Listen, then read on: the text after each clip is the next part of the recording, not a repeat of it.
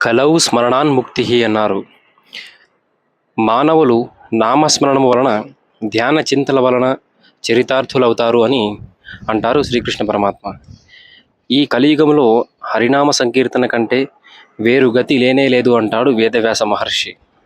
శ్రీరామనామ సంకీర్తన వలన సకల కష్టాలు పటాపంచలవుతాయి. ఈ కలియుగంలో శ్రీరామనామ జపము కోర్కెలను తీర్చే కల్పవృక్షము అంటాడు తులసీదాసు. శ్రీహరినామ సంకీర్తనముతో చండాలుడు కూడా ముక్తిని పొందగలడు అంటాడు శృగమహర్షి. నామజప సంకీర్తనము ఎన్నో భేదాలను కలహాలను రూపుమాపుతుంది అంటాడు సమర్థ రామదాసు.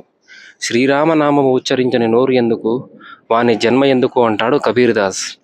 శ్రీరామనామమును స్మరించి తరించిని వారు ఈ జగతిలో ఉండనే ఉండరు అంటారు సూరదాసు. శ్రీహరినామ సంకీర్తనమును నోరారా స్మరించని వాని పుట్టుక తల్లులకు కడుపు చేటు అంటాడు భక్త పోతన. శ్రీహరినామము తెలిసి కూడా మదిలో తలంచని వాడు అధోగతులు పొందుతాడు అంటాడు బ్రహ్మదేవుడు. శ్రీరాముని కన్నా శ్రీరాముని నామమే ఎంతో గొప్పది, ఈ ముల్లోకాలను తరింపజేయడానికి అంటాడు హనుమంతుడు. శ్రీరామ రామ రామ అను నామమును జపించుట వలన సహస్రనామ స్మరణ ఫలము కలుగుతుంది అంటాడు పరమేశ్వరుడు.